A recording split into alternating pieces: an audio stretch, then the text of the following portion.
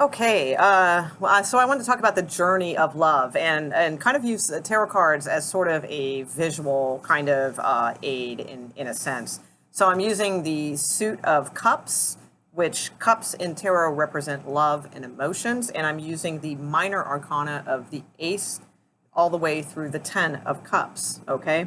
So the first off thing, you probably know a little bit about tarot if you're watching this. So I want to make it clear too. This is not like a tarot lesson necessarily. I mean, you can maybe use it as such, but this is just more like kind of my ideas and things like that. So it might not gel with yours if you're a tarot reader or what have you. So it's not like meant to be a tarot lesson. I just want to talk about love in respect to the the tarot. To me, this ace through 10 kind of plays out the average way that we as human beings look at relationships, okay, like romantic relationships, okay. So with the ace,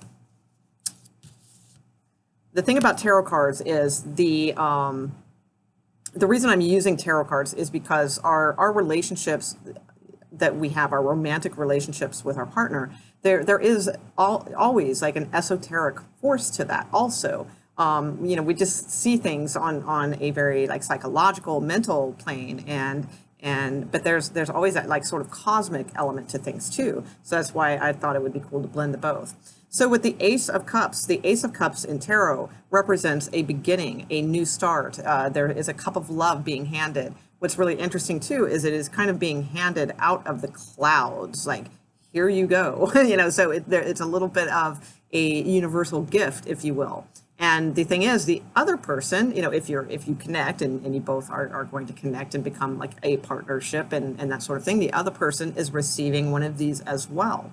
So it's like you both are being handed these opportunities, in front of you, and what you do with it will be the journey through the 10 of Cups in some form or another. Most likely you will resonate with many of the cards, but quite frankly, probably the whole story. So the thing is about cups is they, in the tarot, like I said, they represent water, emotions, that type of energy. So then, of course, we tie in astrology and we look at the water signs. So cups are typically associated with Cancer, Scorpio, and Pisces in that order, okay? Because that's the way it moves along the zodiac wheel. Cancer is the first water sign, Scorpio is the second water sign, and Pisces is the last water sign.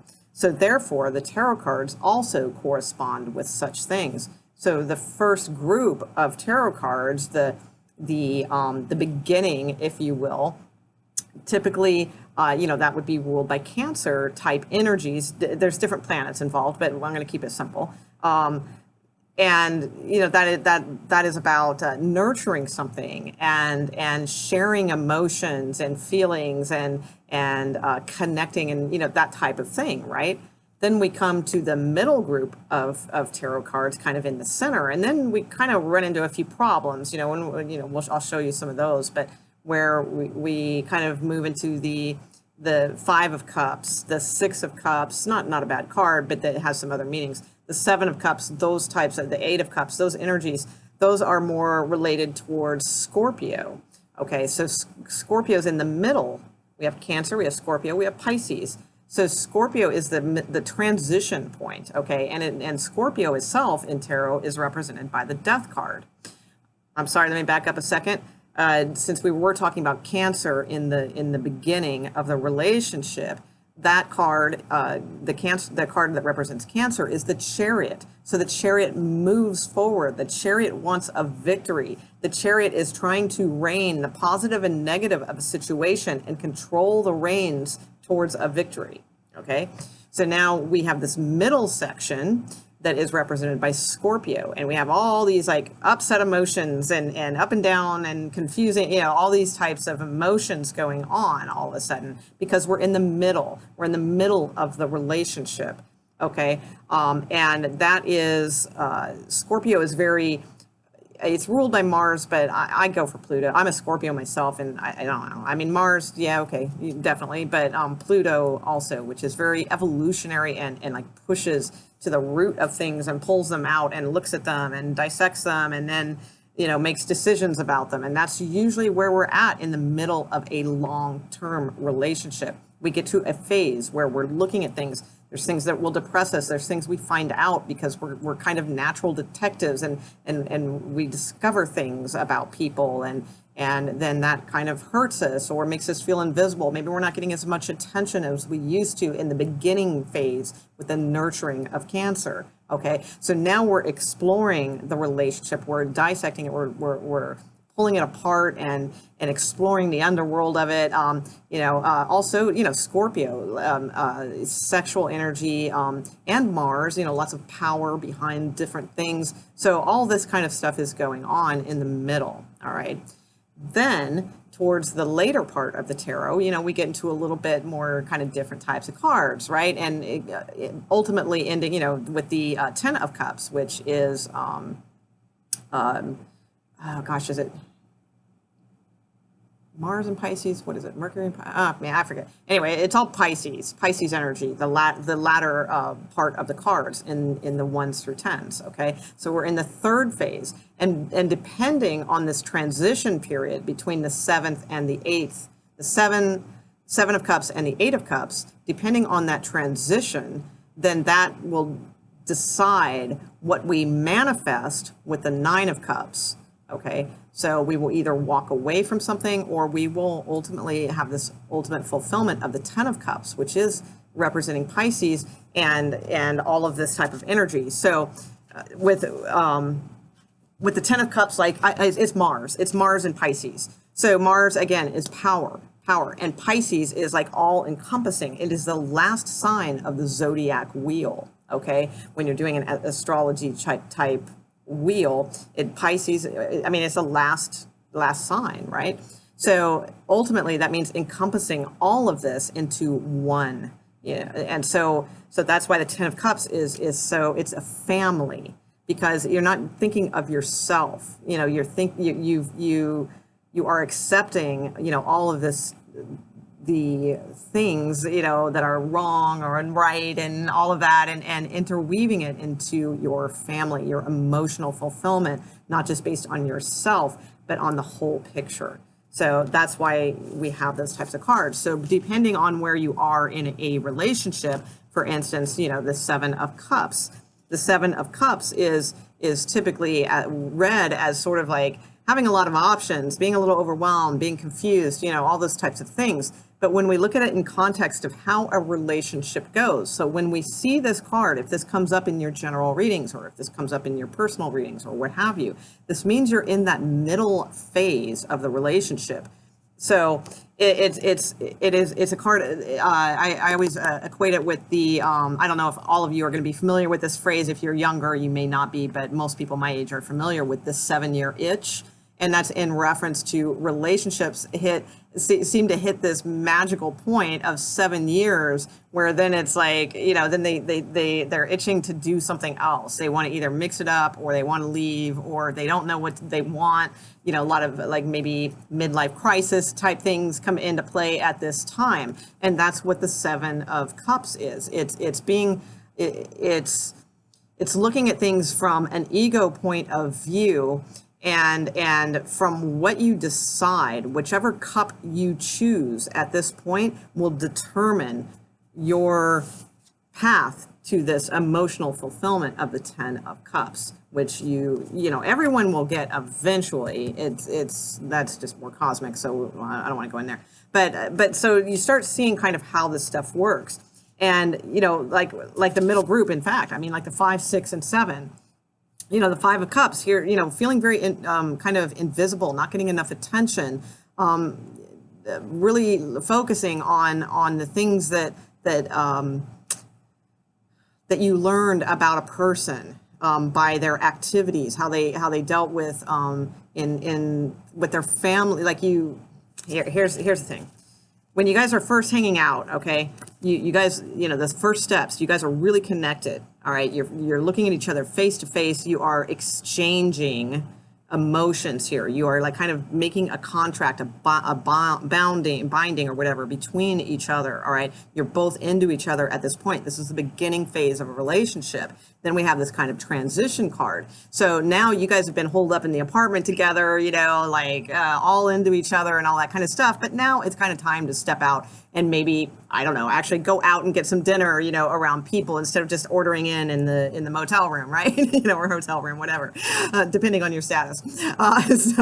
So it's like that kind of energy. So this is like when then you take the relationship to, you know, you transition. You take this person to meet your friends. You take this person to meet your family, and they do the same. So now, though, like now that you've added more elements, it's not just you two like connecting. Now you're adding, you know, the community of things. So now there's going to be like some judgments about things because you've only seen how this person reacts with you. Okay, so now when you're out in public or out with a group or out with their family or what have you, now you start to get an idea of how because they're more comfortable with these people because, you know, remember, everybody has their best suit on, you know, when you first start a relationship. But the people that they're going to introduce you to, they are more comfortable with because they've known them for a while. So you're going to get an insight into how they really are. So this could be an eye-opening transition for you. This could be like positive, you know, or it could be like a little suspect, you know, or it could be negative. You know, it could be all kinds of things, which is why we go into the Four of Cups mode then, because we're pondering this time that we have spent with them in the Three of Cups. It's like, you know, here's that original ace, you know, the original, you know, spark of love. I mean, that's still there, and it's still very possible. But now we get stuck in judgment and in wondering, and you know, we're a little closed off, and we're thinking about things, and we're not sure how we liked how they treated that waitress when we were out to dinner, or maybe they're doing that about you. You know, I mean, this works both ways. Everybody hits these phases, okay, where they're making this judgment call and those types of things. And then as we move into this more middle type phase of the relationship, you know, we had all the good stuff and all of that sort of thing. We have this like transition card of the Three of Cups. So now, you know, we're sort of, sorry, I'm backwards. Okay. We're sort of contemplating all those things and putting that all together. Now, there may be something we find out we don't like. This is like much later in the relationship. Remember, we're in the middle stages of the relationship at this point. Those were all pretty much the beginning types of things. Now, kind of, you know, some time passes, whatever. We're in the middle of the relationship. We've taken this information in already, okay? But now, you know, we're starting to feel like maybe we're getting neglected a little bit. Maybe there's some things you find out, like I said, you know, maybe there's some third-party activity. There's something here that depresses you, that doesn't make you feel good. It's Scorpio, all right? It's deep, it's heavy, and it makes you think and question, all right? And it's heavy and you know, a little dark, you know, things like that. So when we get like that, what do we tend to do? We tend to get nostalgic for things that made us happy, okay? Hence the Six of Cups coming right after the Five of Cups. And this is, you know, one of those areas where we can maybe even start thinking about a past partner, you know, and thinking, oh, maybe I should look them up again, or you know, or we just get nostalgic for the current partner that we have and the beginning phase and how nice that was. So you get where I'm going with this, and like as this transitions, because this is your middle part, you know, like then, you know, you're moving into this sort of 7-year cycle. And again, this doesn't have to be at 7 years. It's just the metaphor of that. Okay. So it feels like you're at the 7-year itch cycle. Once you start looking back and you know, that's what we tend after something bad happens and you start looking back to things that made you feel happier back here and all that kind of stuff, then typically your next reaction then is going to be starting to decipher, like, what is it? What do I want? What, you know, right now I don't feel like I'm being satisfied. And what do I want? And I, it's a lot of I, okay, a lot of ego kind of in this card. And that's not necessarily a bad thing because that's going to force us to make some sort of decision what's, you know, in the long run. But based on where you are at in this energy, with this original Ace of Cups that is now veiled from us, then, you know, depending on that, we will either walk away from a situation that we have invested a lot of emotions into, a lot of time and all of that, or we will walk away from worrying and carrying that baggage. So it's either way. Either way is a win, because both those decisions lead you to the Nine of Cups, which is more of a completion to me. I'm a big fan of nine as being, I know in tarot, typically tarot tens are the completion, but to me nines are. So and now you have this ability to manifest something, what you want, because you've made a very wise decision here. You've either decided to move forward with this person, but in a way where you're not going to hold on to all those past judgments and things, okay?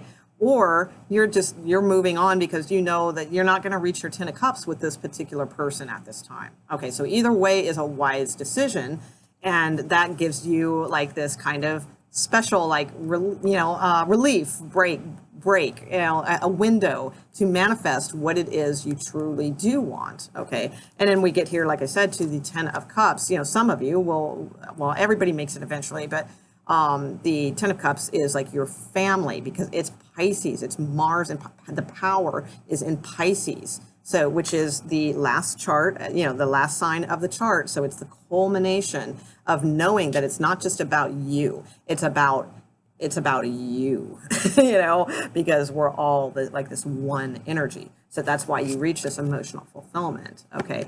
If that's what you chose to manifest. Most people do not choose to manifest this. Most people choose to manifest, they settle for something like, oh, I would love this person, I want this person back, or, but that person isn't good for them, but they don't think high enough, because like you might be on a high level, but maybe your partner, and it's not that they're not on a high level, I don't mean it like that, because it's not like highs and lows in that way. But I mean, as far as like, you may see this relationship as the potential that it could be, but they might not, so, and we'll talk about those things too. That's kind of this is the setup for talking about those types of things. So I'll go into like other types of things, maybe with a few tarot cards as tools or whatever, just in that way. But because it's probably kind of cool too to kind of learn a little bit of tarot as you go along, because you're probably already interested in that. But we'll talk about relationships in general, romantic relationships, and later all kinds of relationships. But right now I'll just keep it at romantic relationships. So we'll be covering like why you're single, or single energy, that type of thing. And if you're in a serving, a non-serving relationship, in that type of thing, an evolving relationship. If you're not, how to find one, all those types of topics. So, but this is just kind of the basis structure for that, and we'll move forward from there. So let me know in the comments if that was like clear, or if that was a little confusing. Also, too, what kinds of things you would like to talk about. I'm gonna probably cover them all eventually anyway, like relationship wise, but it always does help to kind of see like what you guys are interested in too. So, all right, thanks. We'll see you.